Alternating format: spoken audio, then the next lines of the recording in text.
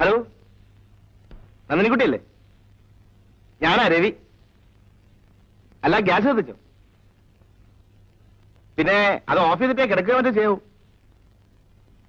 ഞാൻ വൈകുന്നേരം വരും. അല്ല, ഉച്ചയ്ക്ക് എന്തോ വെച്ചു? അവിയലോ? ആ, പിന്നെ വൈകിട്ടൊന്നും ഉണ്ടാക്കണ്ട, നമുക്ക് പുറത്തു പോയി കഴിക്കാം.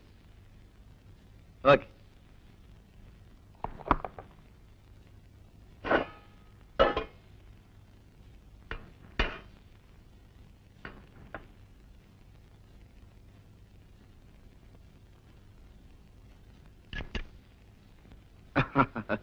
ഇരിക്കും. കല്യാണം കഴിഞ്ഞിട്ടും ഹോട്ടലിലെ ശാപ്പാട് കഴിക്കുന്നത് ഭാര്യയ്ക്ക് മോശമല്ലേ?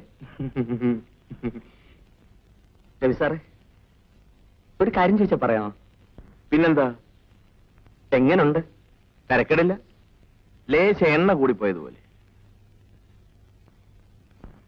അതല്ല സാർ, ആദ്യ രാത്രി എങ്ങനെ ഉണ്ടായിരുന്നു? താൻ വെറും ഒരു കൊച്ചു പയ്യനല്ലേ മാത്യൂസേ, തന്നോട് ഇതൊക്കെ പറഞ്ഞിരുന്നു എങ്ങനെ? I am very anxious. ഈ ആദ്യ രാത്രിയുടെ രീതികളൊക്കെ ഒന്ന് അറിയാനാ. അത് പലർക്കും പല രീതിയിലാണ്. താൻ കൊച്ചു പയ്യൻ ഇതൊക്കെ അറിയുന്നത് എന്തിന്? ഹലോ, താൻ ആഹാരം കഴിച്ചു? ചോറുണ്ടെന്നു ഉണ്ണാൻ ഒരു മൂടില്ല. മാത്യൂസ് എന്താ ഇവിടെ ഇങ്ങനെ? മാത്യൂസിന് എന്റെ ആദ്യ രാത്രി എങ്ങനെ ഇരുന്നെന്ന് അറിയാം. എനിക്ക് നാണമില്ലടോ മാത്യൂസ് ഇങ്ങനെയൊക്കെ പറയാം. അപ്പച്ചനോടോ അമ്മച്ചോടോ വേണമെങ്കിൽ ഞങ്ങൾ പറയാം. താനൊന്ന് പെണ്ണ് കിട്ട്. അതെങ്ങനാ? പെണ്ണെന്ന് കേൾക്കുമ്പോഴേ പറയലല്ലേ? അതൊക്കെ പണ്ടായിരുന്നു, ഇപ്പൊ പറയലൊന്നുമില്ല. താൻ ഈ MD-യുടെ PA എന്നൊന്നും പറഞ്ഞാൽ കാര്യം നടക്കൂല. ഒരാനയെ മേയ്ക്കുന്നതിനേക്കാളും വിഷമമാ ഒരു ഭാര്യയെ മെയിൻറ്റെയിൻ ചെയ്യാൻ. എന്താ? പിന്നെ കാണാൻ രവി സാർ. താൻ എന്തിനാണോ ആ സാസിനെ കളിയാക്കുന്നത്? തനിക്കറിയില്ല, ഇങ്ങനെ കളിയാക്കിയാലേ അത് നന്നാവും. പിന്നെ ഞാൻ ഇവിടുത്തെ ടെലിഫോൺ ഓപ്പറേറ്റർ അന്നാമയോട് ചോദിച്ചെന്ന് കേട്ടു, ഭർത്താവിന്ന് പരിപൂർണ സുഖം കിട്ടുമോന്ന്. അവള് പൂര തെറിയും പറഞ്ഞു. ഞാൻ തമാശ പറഞ്ഞല്ല, പെണ്ണെന്ന് കേട്ട ഇയാൾക്ക് പേടിയോ പരിഭവോ ഒക്കെ. സമയം ഒരുപാട് പോയിട്ടെ.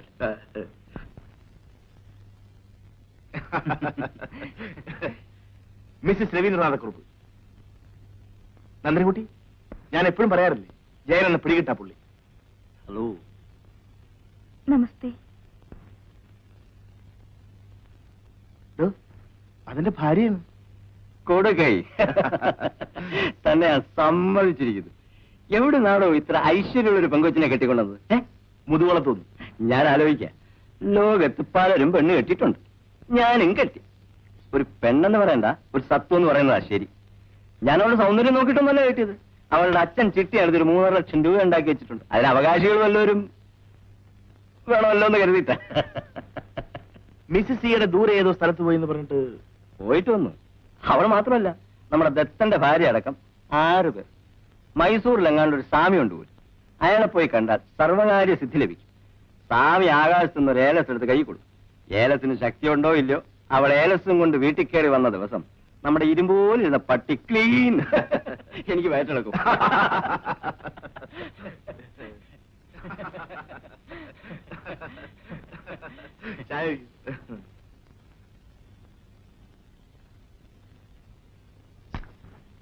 എന്തു പറ്റി? ചായ. നന്ദിനിക്കുട്ടി, ചായക്കിട്ട് പഞ്ചസാര എവിടെ നിർത്തത്? ബ്ലാക്ക് സെട്ടിനിൽ നിന്ന്. അയ്യോ സോറി ജയൻ, അത് ഉപ്പായിരുന്നു. നന്ദിനിക്കുട്ടി കോളേജിൽ എന്താ സബ്ജക്ട്? ഹോം സയൻസാ? അല്ല, ഹോം സയൻസ് ആണ് ഇതൊക്കെ സംഭവിക്കും. എന്റെ ഭാര്യ ഹോം സയൻസ് ഫസ്റ്റ് ക്ലാസ്സാ. അയ്യോ, ഞാൻ വേറെ ചായ കൊണ്ടുവരാം. അതിനെന്താ, സാരമില്ല. നന്ദിനിക്കുട്ടി എനിക്ക് ബുദ്ധിപൂർവ്വം ഒപ്പിട്ട് തന്നതാ. നന്ദി വേണമല്ലോ.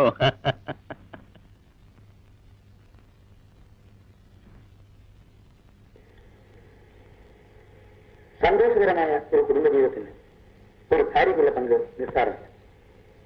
ഭർത്താവുമായുള്ള പരസ്പര ധാരണയാണ് അതിൽ മുഖ്യം. സ്വന്തം താല്പര്യങ്ങളെ ഞാൻ എന്താ ചെയ്തതെന്ന് നന്ദിനിക്കുട്ടിക്ക് അറിയാമോ?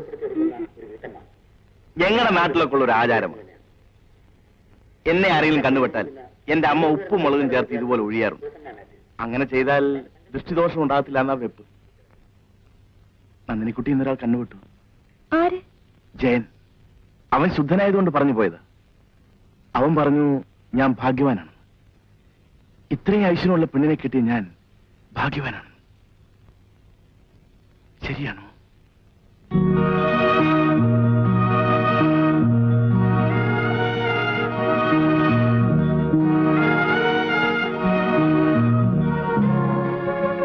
പറയൂ, ഞാൻ ഭാഗ്യവാനാണോ? പറയൂ നന്ദിനിക്കുട്ടി. എനിക്കെന്റെ നന്ദിനിക്കുട്ടിയെ എന്നും ഇങ്ങനെ കണ്ടുകൊണ്ടിരുന്നാൽ മാത്രം മതി.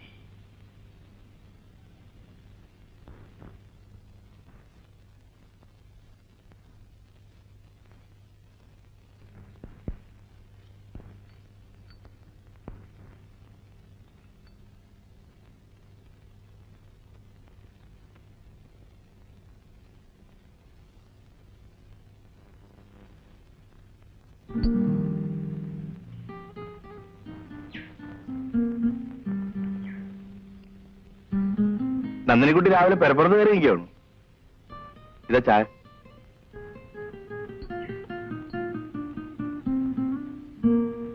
നന്ദിനിക്കുട്ടി ഇന്നലെ തീരെ ഉറങ്ങിയില്ലാന്ന് തോന്നുന്നു.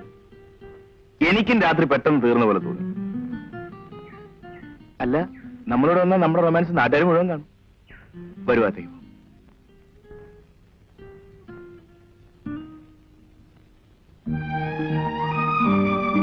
ഇന്ന് ഞാൻ ഏത് ഷർട്ട് ഇടുന്നു? പറഞ്ഞോ. നന്ദിനിക്കുട്ടി പറയുന്ന സത്തേ ഞാൻ ഇടത്തുള്ളൂ. ഈ ഷർട്ട് മതി. ഓക്കെ, അവിടെ നിന്നാ പോരാ, സത്യം കൊണ്ടുവരൂ.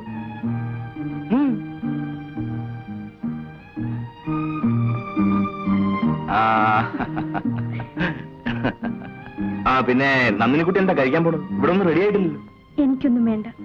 അത് ഞാൻ സമ്മതിക്കില്ല. എന്റെ കയ്യിൽ കിട്ടിയതുപോലെ നന്ദിനിക്കുട്ടി എന്നും ഇരിക്കണം. അത് പട്ടിണി കിടന്ന് നശിച്ചു പോകാൻ ഞാൻ സമ്മതിക്കില്ല. പാച്ചുള്ള ബ്രെഡും മുട്ടയും കൊണ്ടുവരും. ഓംലെറ്റ് ഉണ്ടായി കഴിച്ചോളൂ. ഉച്ചയ്ക്കുള്ള ഊണ് ബോയ് വരുമ്പോ കൊടുത്തയച്ചാൽ മതി. പിന്നെ ഗ്യാസ് ഞാൻ പറയണ്ടല്ലോ, ഞാൻ എടുത്തേ.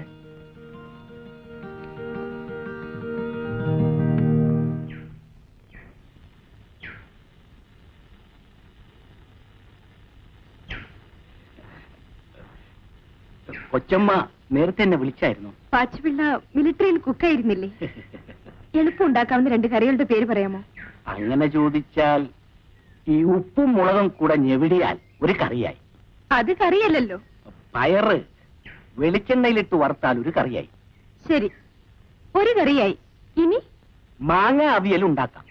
എന്ന് പറഞ്ഞാൽ പറ്റില്ല. എന്തെല്ലാം ചേർക്കണം, എന്തൊക്കെ ചേർക്കണ്ട എന്നൊക്കെ വിശദമായി പറയണം. കൊച്ചമ്മ അങ്ങോട്ട് ചെന്നാട്ടെ, ഞാൻ ഈ പൈപ്പ് ഒന്ന് ഓഫ് ചെയ്തിട്ട് അങ്ങോട്ട് വരാം. ശരി. എന്താ ഷാനെ, കറികളൊന്നുമില്ലേ? നമുക്ക് വേണേ ഷെയർ ചെയ്യാം. വേണ്ട വേണ്ട, ഇന്നലെ രാത്രി മുതൽ വയറിന് നല്ല സുഖമില്ല. അതുകൊണ്ട് കറികളൊന്നും ഉണ്ടാക്കണ്ടെന്ന് പറഞ്ഞിരുന്നു. അവളോട് ഞാൻ പലതവണ പറഞ്ഞിട്ടുണ്ട് കറികളിൽ പരീക്ഷണം നടത്തരുത്. ഞാനത് ഉണ്ടാക്കി വെച്ച് നോക്കി. എന്ത് കറിയാ ഇത്? അവൾക്കും ദൈവം തമ്പുരാനും മാത്രം അറിയും. എല്ലാ കറിയും ഇതുപോലെ. ഹോം സയൻസ് പഠിച്ചു പോയോ? ഇത് തന്നെ ഗതി. പണ്ട് പഠിച്ചതും പത്രങ്ങളിൽ വരുന്ന പാചകക്കുറിപ്പുകളും നോക്കി ഓരോന്ന് കൊടുത്തയച്ചു. രക്തസാക്ഷി നമ്മളും. ബോയ്, ഞാൻ വുഡ്ലൻസിൽ പോയി 2 സെറ്റ് ചപ്പാത്തി വാങ്ങിച്ചോളൂ. സാറുണ്ടെന്നല്ലേ? അതൊക്കെ ഇന്നലെ നീ അറിയുന്നു. ഇനി അവിടെ പോയി പറഞ്ഞേക്കരുത് ഞാൻ ഇതൊന്നും കഴിച്ചില്ലെന്ന്. അപ്പൊ സമ്മതിച്ചു കൊടുക്കാതിരിക്കാൻ ഒക്കില്ല. എല്ലാം ഉഗ്രനാണെന്ന് പറയണം. അറിയാതെ വല്ല ദോഷവും പറഞ്ഞു പോയെങ്കിൽ തെണ്ടിയത് തന്നെ. ഇവരിത് എങ്ങനെ ഈശ്വരങ്ങൾ പടച്ചെടുക്കുന്നു? ചുവപ്പ്, പച്ച, മഞ്ഞ, നീല, വയലറ്റ്. ഇതിന്റെ പേരൊന്നും അറിയണമല്ലോ.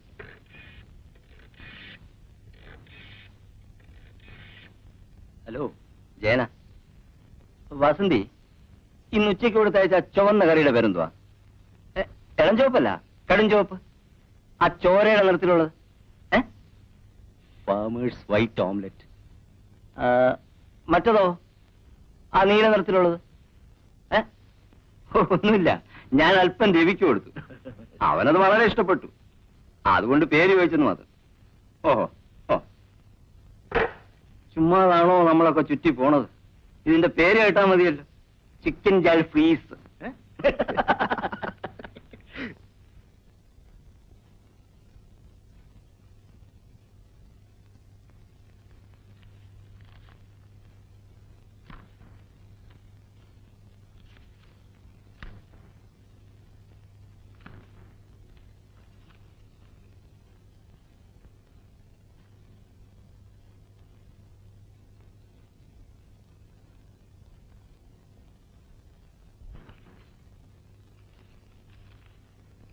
പ്രിയപ്പെട്ട മോനും മോക്കുമായി അമ്മ എഴുതുന്നത്. സുഖമായി അവിടെ എത്തിച്ചേർന്ന വിവരത്തിന് രവി അയച്ച കത്ത് കിട്ടി. 1-2 കാര്യങ്ങൾ ഓർമ്മപ്പെടുത്താനാണ് ഞാൻ ഈ കത്തെഴുതുന്നത്. അവിടെ നിന്നെ ഉപദേശിക്കാനോ പറഞ്ഞു തരാനോ ആരുമില്ലല്ലോ. ജീവിതത്തിൽ വലിയ അനുഭവങ്ങളൊന്നും നിനക്കില്ലെന്ന് അമ്മയ്ക്കറിയാം. പലപ്പോഴും നിനക്ക് ആൾക്കാരോട് പെരുമാറാൻ തന്നെ അറിയില്ല. എന്നാൽ ഇനി അതൊക്കെ ശീലിച്ചേ മതിയാവൂ. ഒരു ഭാര്യ എന്ന വാക്കിന് വളരെയധികം ഉത്തരവാദിത്വങ്ങളുണ്ട്.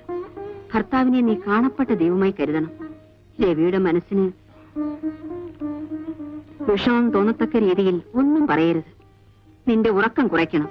അവിടെയും നീ രാവിലെ 8 മണി വരെ ഉറങ്ങാറുണ്ടോ? നിനക്ക് അടുക്കളപ്പണിയൊന്നും അറിയില്ലെന്ന് അമ്മയ്ക്കറിയാം. രവിക്കതറിയാമോ?